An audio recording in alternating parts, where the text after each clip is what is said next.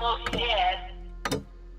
That sister got a second job so that she can help us stay there with you 24 hours a day. Because I didn't want you to live. We didn't get nothing to step on it.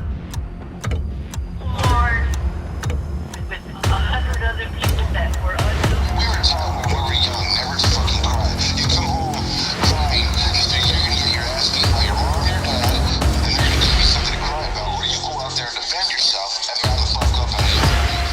That is Loa doing it herself. I am like scared. I'm having panic attacks. Like, horrifying. Really. They are individuals that hold a lot of the secret.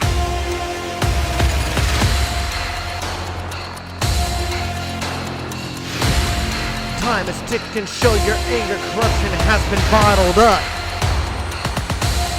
Back from the past I've heard the voice still tell you now to make good choices.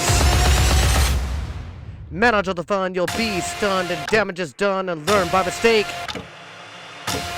Hope this message will make you wake. How much blood and pain does it take to help the voiceless and their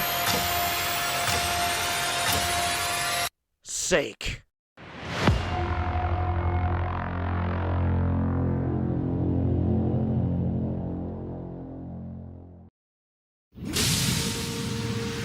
I've got a story to tell, so listen the fuck up.